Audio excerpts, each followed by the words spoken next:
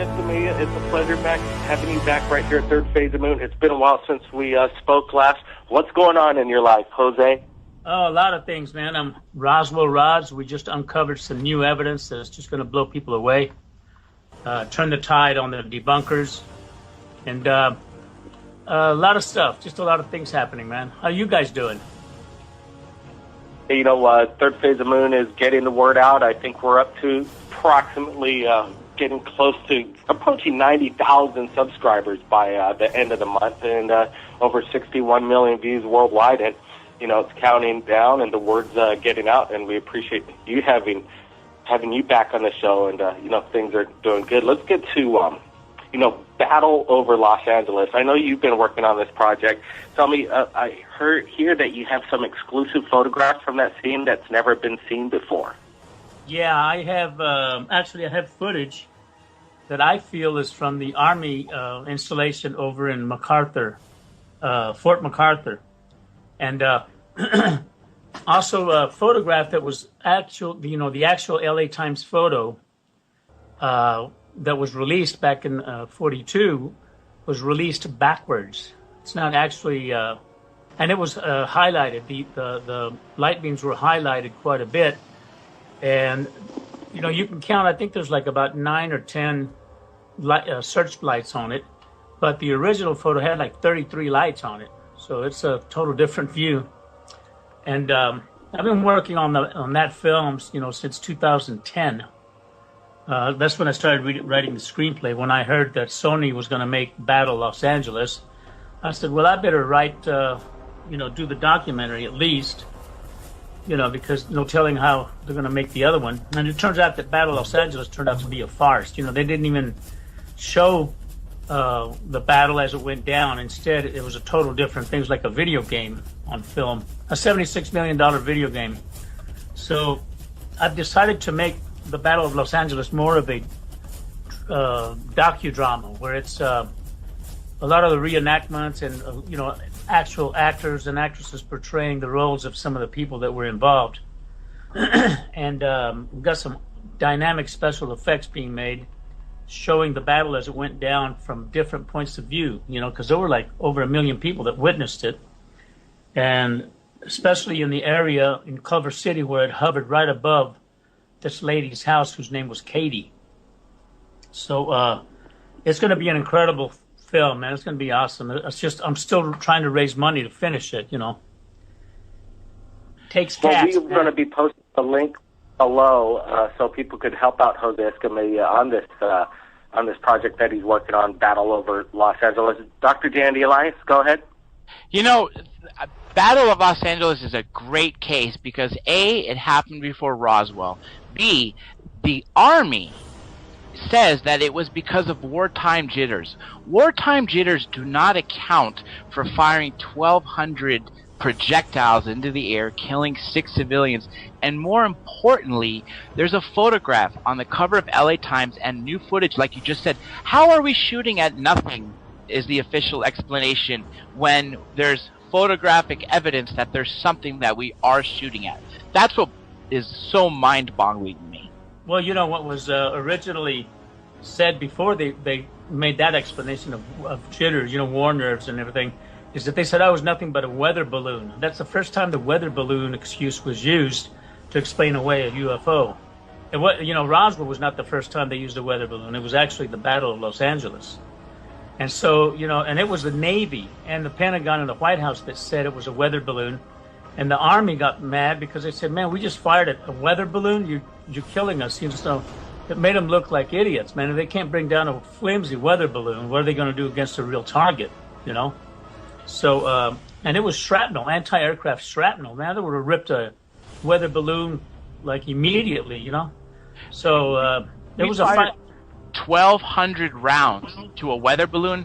Like you said, shrapnel would have ripped it to shreds. How are they saying we fired 1,200 rounds to where the spotlight was going and we didn't tear this weather balloon down? I think that's just the worst excuse they can make.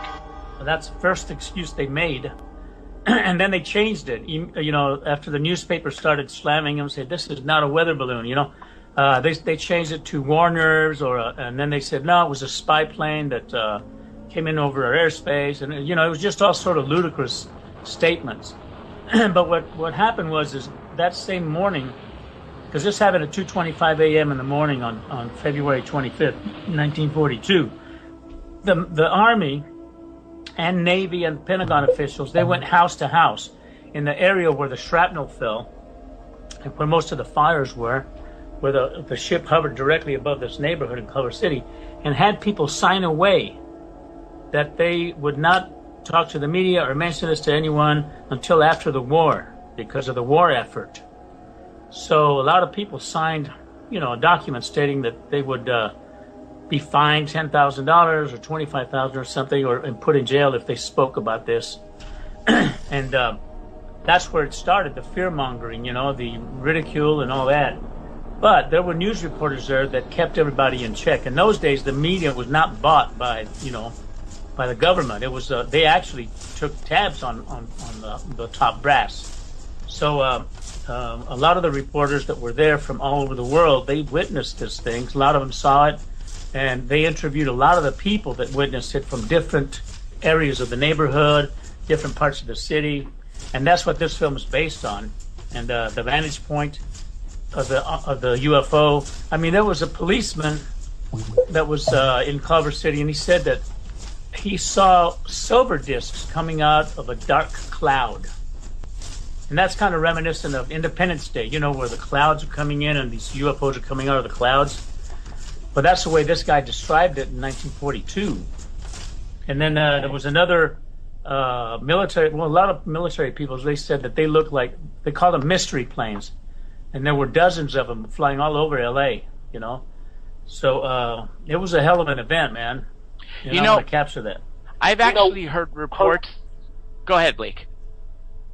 Okay, Jose's been, you've been investigating this event in 1942. Have you interviewed anybody personally that's witnessed it for themselves? Because these guys are getting up there in age, and I'm sure there are not many of them around right now. We have one left, and he's in Culver City. He's 84 years old, and his daughter works at Lionsgate Films. And it turns out that he was in Santa Monica. He was like 16 or 17. He was ready to join the Army, and he witnessed it. He said it was not a weather balloon, it was not an airplane, it was nothing more. It was an object that was unidentified. It was a big orange, yellow, lozenge-looking thing, and he said, and it was huge and massive. And he saw it before the searchlights hit it. So did the lady that, and we're going to interview him, by the way, this month. We're going to Culver City, and we're going to meet with him and interview him, because he's the last one, man. The one that was that passed away a couple of years ago was Scotty, and he passed away. I didn't get to interview him, but there's plenty of interviews of his that I can license, But I'm recreating a lot of the scenes. I'm actually going to cast an actor to portray this gentleman. His name is John, and portray him at his young age of 17 when he's witnessed it. And the way he describes it, man, it's amazing. He's got vivid memory, too, of that event. It stuck to him all these years. He says, I'll never forget that, man. He said, that was incredible. Two things I got to throw about that. First, the witnesses, you're right. They're getting old in age. And I don't like how the skeptics say, on their dying declaration right before they die on their deathbed, they make up a false story, which is not true. When you're leaving to go see your maker, you're going to tell the truth. But more importantly, Preston Dennett, MUFON researcher, 23 years, has stated that during the Battle of Los Angeles, we actually took down 2 of their craft. One that crashed in the Pacific Ocean and one that crashed in the San Bernardino Mountains. Do you know anything about that? Oh, yeah, we're going to portray that, too. And one of them was brought down in Long Beach. There were actually 3 brought down. One in Long Beach, and it was a 30-foot diameter saucer. There was one brought down, and it landed in San Clemente Island, and the Navy extracted that one. And then the ones in the San Angeles Mountain crest, or San Angeles Mountain Forest, the Army Corps retrieved that one. And guess where those 3 ships were taken? Oh, there was also 2 aliens that were brought out of the one in Long Beach. They were 9 foot tall, and they were Nordic-looking types, blonde hair. And they were.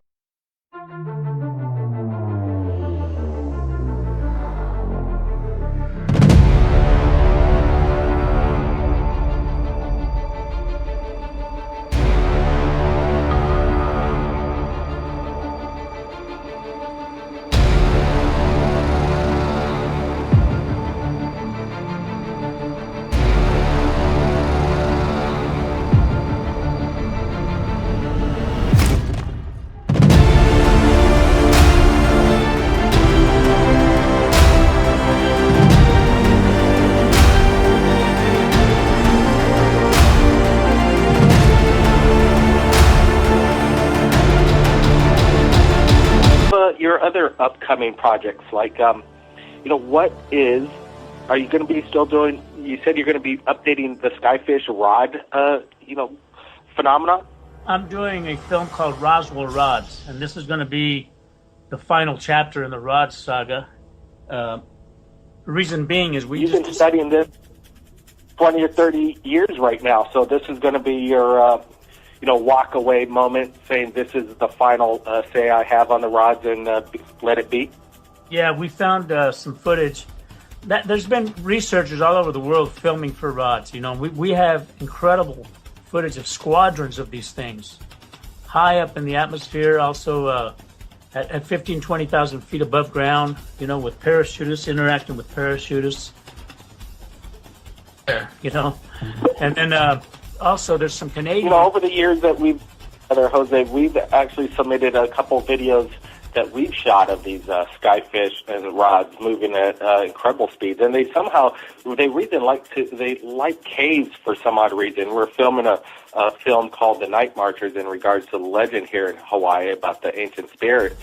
And while we're shooting this, there was a police officer in the scene. He's a real police officer, and these rods were zooming by him. And we actually showed the police officer later on this footage, and he was pretty much freaked out by what he saw, and he couldn't believe it. And what was your take on it? I think you saw some of this, and it was in one of the shows that you produced. Yeah, it was a show that we did for Fox, remember? Fox TV? Yeah, so Nash Entertainment, that's right. Yeah, Nash Entertainment.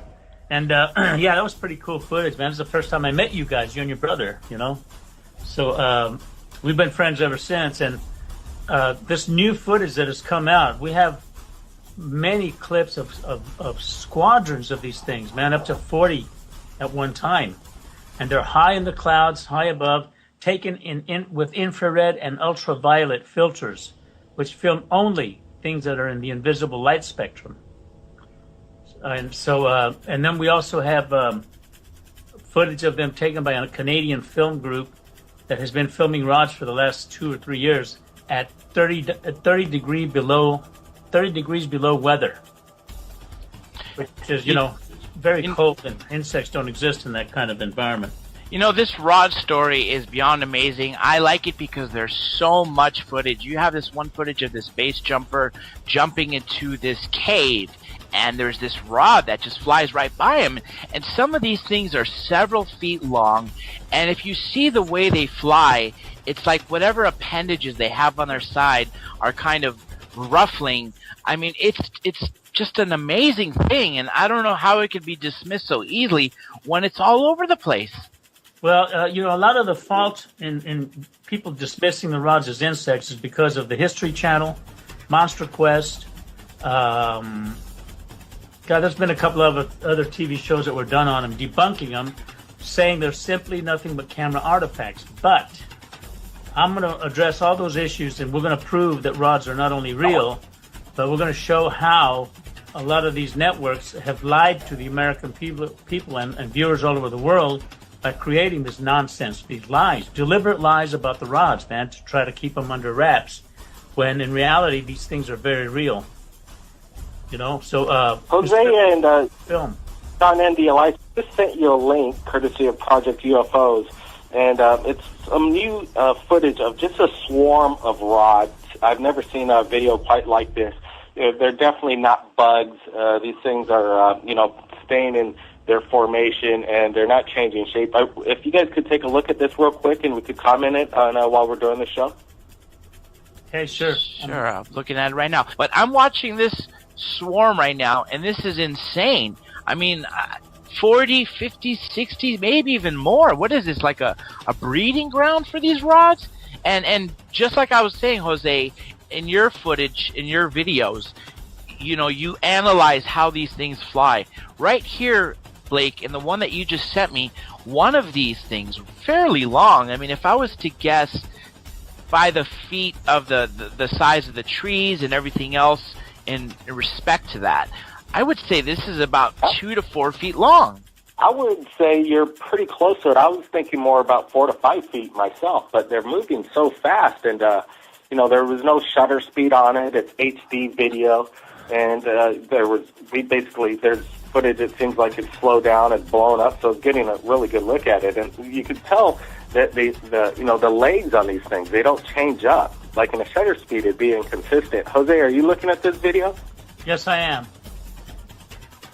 Well, tell me, what do you think of it so far? Pretty wild stuff. I'd like to know what shutter setting they had this on, though. With an SLR?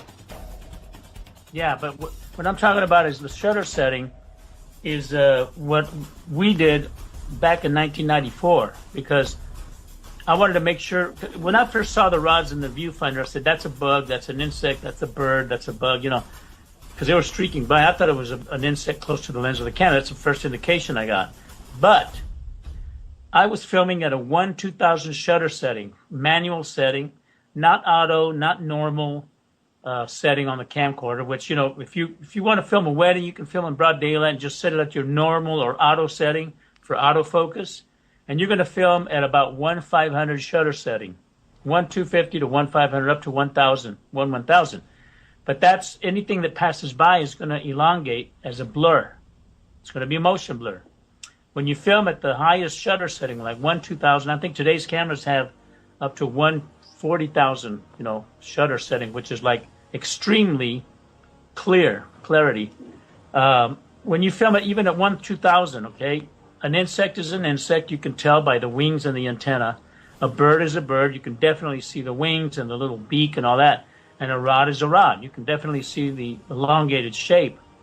And what we did is I had to do the camera test because I was seeing a lot of stuff in the 1/1000 shutter setting that was similar to this, but it seems to me they might have been just insects because of the camera shutter setting. So this one, I don't know. And here's another thing too.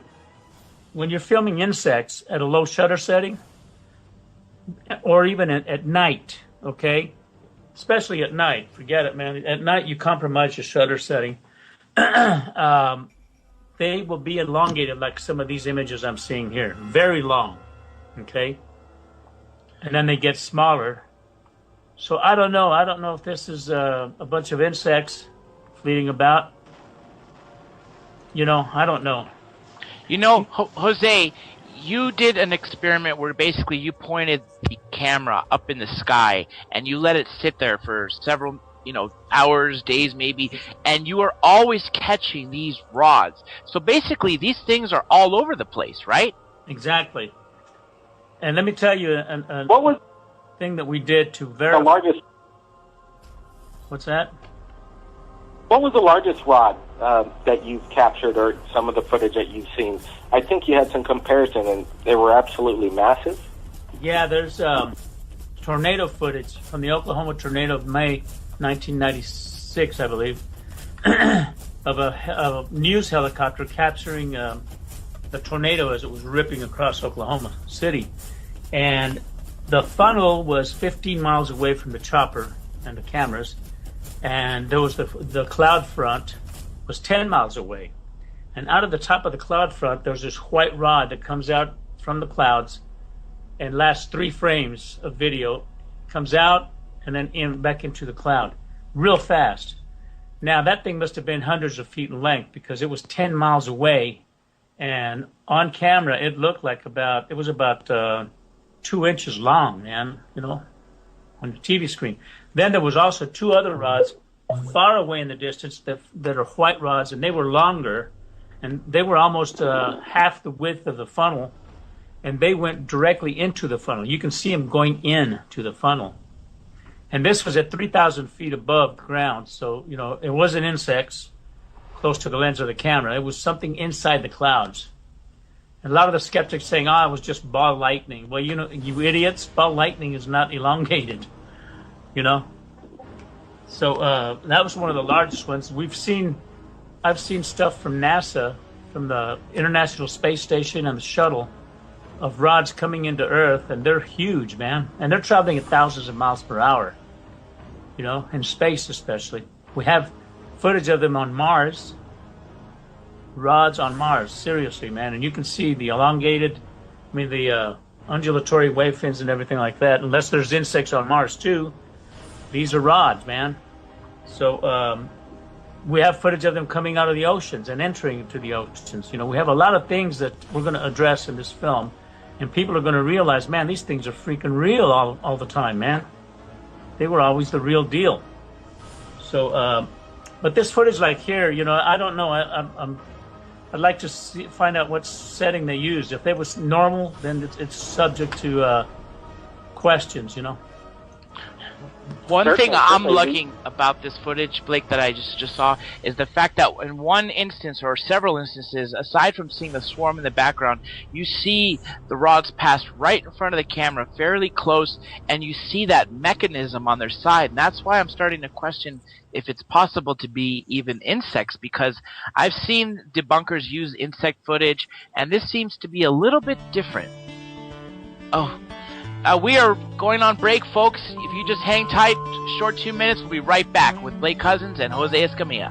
Back, Third Phase of Moon Radio, right here live on Revolution Radio. I'm your host, Dr. J. Andy Elias, with, of course, Blake Cousins, who's working real hard to get all the footage from around the world out there. If you got anything amazing, make sure you send it via Skype or Twitter, Third Phase of Moon. We are speaking with Jose Escamilla, famed filmmaker of over 35 years. He's produced several enormously big and very important documentaries regarding paranormal items, rods, and much, much more, including what we were talking about before break, the Battle of Los Angeles. Right before we went to break, Blake Cousins had a question for Jose, and Blake, go ahead and take it. Well, we were looking at this rod footage, and a lot of this footage that comes in that we see, and I'm sure Jose sees, and many people from around the world, is that they seem that they're moving so fast at times they blink out of existence to me. Do you think they could be some type of interdimensional creature?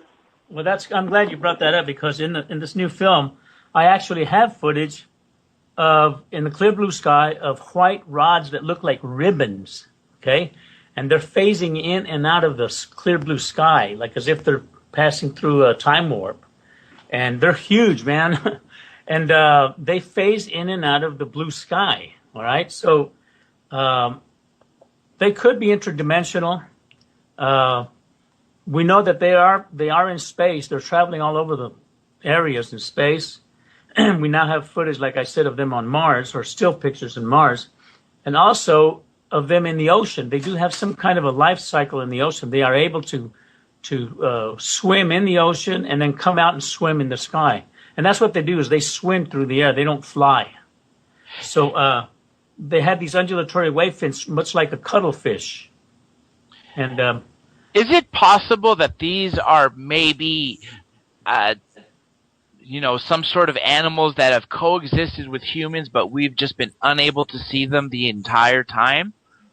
Well, yeah, they're, back when I first came out with the very first Rods documentary, the second Rods documentary, we found a creature. We went to the museums of natural history here in L.A., the one in Denver, Colorado, and we showed the footage to entomologists, we showed it to biologists, zoologists, marine biologists, and we said, is this kind of a fish, or is it an insect, or what is it, And they didn't have a clue, but they let us look at their archives of all the different types of species they have, even unknown species.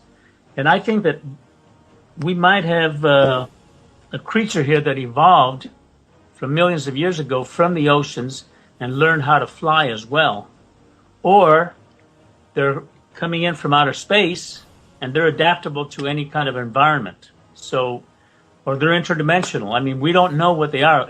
We've been trying to catch a specimen for like 19 years and have no luck. How do you catch something you can't see, you know?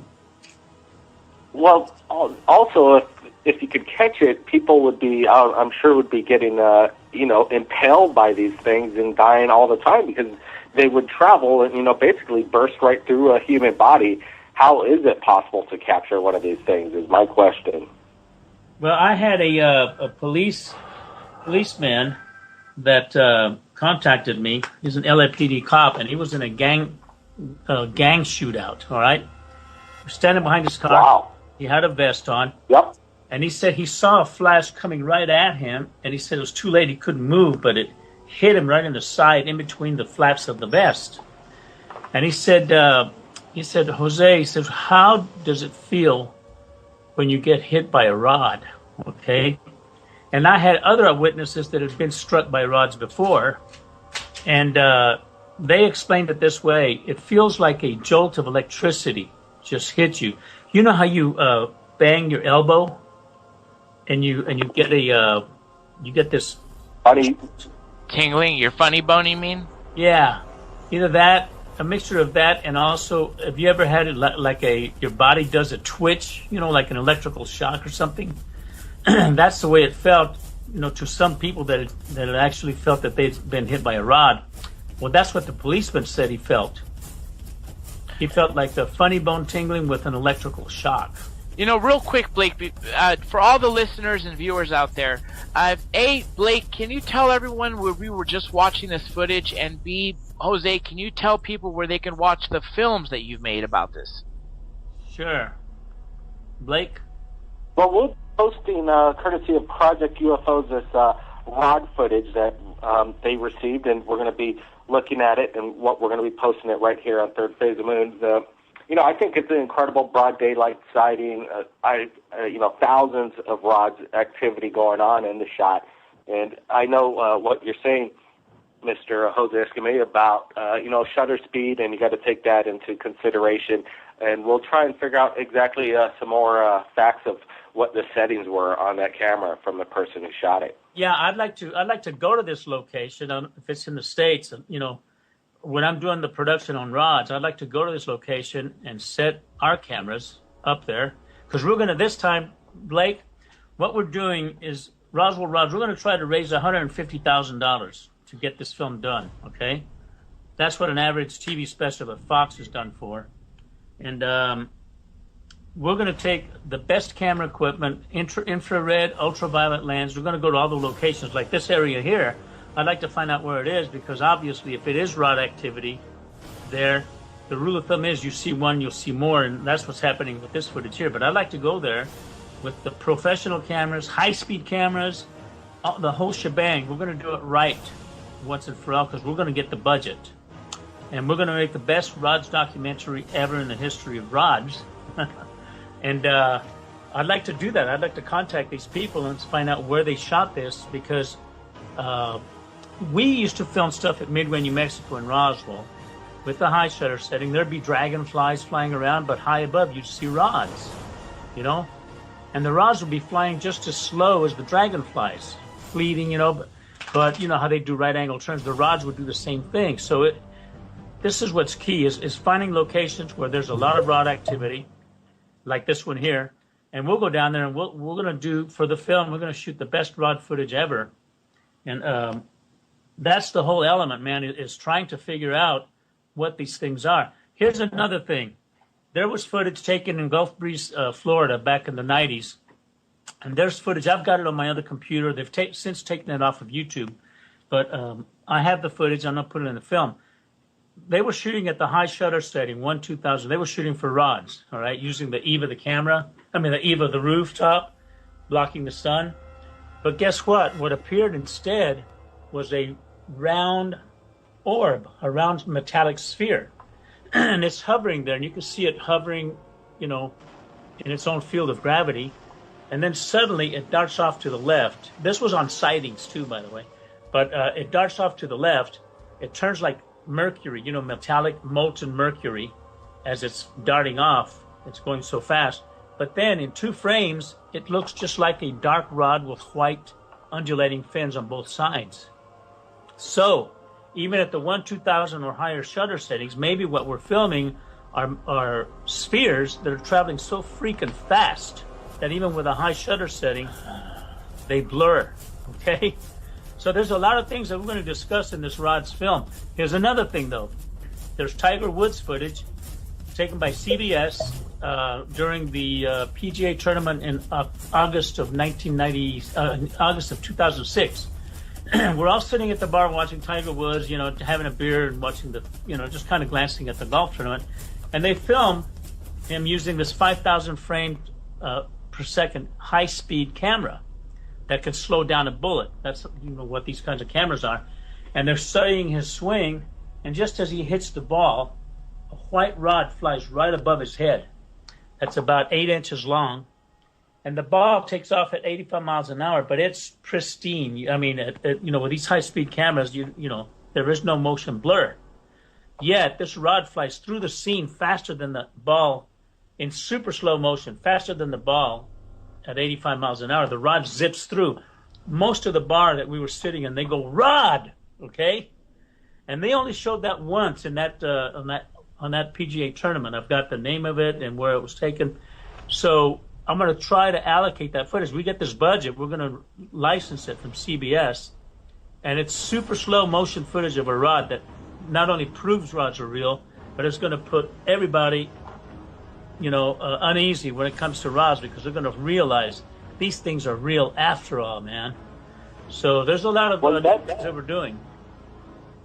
That footage, I wish you luck in getting that from CBS. It's too bad they haven't rebroadcasted it, so people could have recorded that event. One thing, maybe an angle you could go at on this film, and even do it as a public service announcement, is because even the symptoms that you described earlier about people possibly getting impacted by these rods, it sounds to me as the description of having as people would say, having their stroke or a heart attack, some of the symptoms of this tingling sensation. And maybe there are people, dying as we speak around the world, being struck by these rods, and nobody knows about it. You never know. And here's another thing, too. There was a football game in Portland, Oregon, being filmed by, local camera crew for the news. And they contacted me back in 1997, I think it was 1997. I flew to Oregon specifically to get this footage, and they interviewed me, and they did not want to give me a copy of the footage. They said, "Well, it's owned by the TV station, blah blah blah." But anyway, what it was a local football game, and one of the referees was running, with the football players down the field.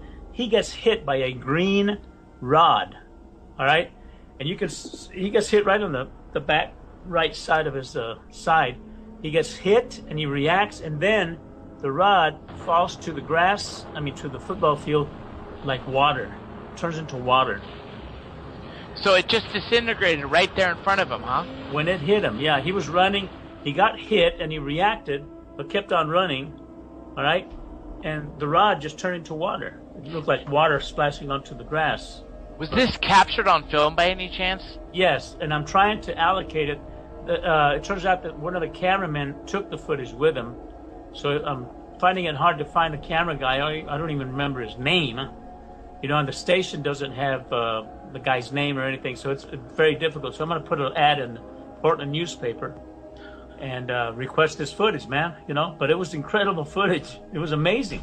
That's definitely something we all would love to see. All the YouTube viewers, all the Revolution Radio listeners, that's something amazing to see a rod, A, in a football game, something as populated as that, B, hit somebody. And it turns to water. Yeah, that's just sums it all up in one and makes it show that this is not just an insect or some flying dragonfly or something, because what turns to water? Here's another shot that we're going to put in this film. There was a camera crew from Fox at the Cave of the Swallows, the cave in Mexico. And base jumpers are jumping into the cave. And the camera is a high-end broadcast camera. and it's filming the base jumper. It's focused on the base jumper. All right, he's in clear focus. He's not motion blurred or anything. He's in clear focus. He's falling straight down at what is called terminal velocity. Yeah, I'm very familiar with that. I'm a skydiver myself. Okay. Terminal velocity is anywhere from what, 95 to 100? Well, actually, no. It's usually 120 miles an hour minimum. Flying belly to earth, it could be as high as 140. Head down or any other position could be as high as 180, 190. Okay, well, he was flat. He was like falling body flat-wise, so... At least 120 miles an hour. All right, let's figuratively say 100 miles an hour, okay? Just for this explanation. So here's this this base jumper falling straight down into the cave, going at about 100 miles an hour, 120. And the background, because the camera is following him so fast, the background is blurred, okay? But he's in focus. Okay, so he's falling, and then a rod flies in, and from the left part of the screen, flies in underneath his stomach, a few feet away, and this rod is about 3 feet in length. It flies underneath him and goes to a lower part, and then makes a U-turn and goes back where it comes from. Okay, all in one shot. But the key element about that is that he and the rod are both falling straight down at 100 miles an hour, and the rod has the ability to fly at an angle downward, make a U-turn, and go back at the same time falling 100 miles an hour downward. Amazing footage, if you can imagine that. Blake, are you there? You've also you've also done all kinds of work besides the rods and battle over Los Angeles. You've worked a lot on, the cover-up of, color on the moon, possibly atmosphere, vegetation growing on it. Tell us about that, and what do you think about these shots from the moon where it shows Earth off at a distance, where the astronauts on the surface of the moon taking, the shot of Earth, and it's in full color? Is that the way it really works? Well, when I did UFO, The Greatest Story Ever Denied, I started making that film back in 2002. I had a section that I did on the moon because that film was entirely about the UFO phenomenon, and I had to incorporate some of the moon stuff because the astronauts saw UFOs while they were going to the moon and coming back and all that. Well, as I started doing that segment, I started realizing that a lot of the Apollo moon footage is fake. Not fake, it's real, but then it's been tampered with, I'll put it that way. Like the background, the dark sky of the moon, it's been erased. There is no photographic emulsion in the dark. Okay, if you look at an Apollo photo that has photographic emulsion in the darkness, you'll see it's got sort of noisy black background, because that's the emulsion of the film. Well, a lot of these shots, close to 97-98% of the moon shots that were taken of the Apollo mission from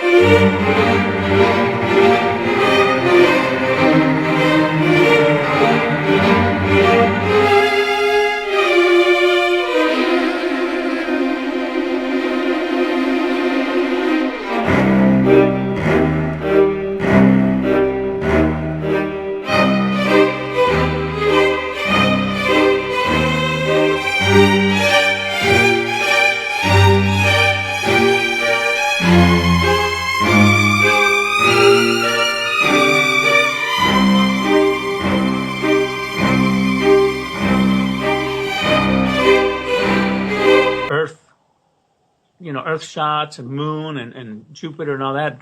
Is there a place to buy that, or do you guys make those up in the studio? And they said, no, man, we go to mapaplanet.org. I said, really? You know, a couple of guys told me that. I said, so, all right. So I went to mapaplanet.org. Now, this was in February of 2009 when I was still in production on Moon Rising.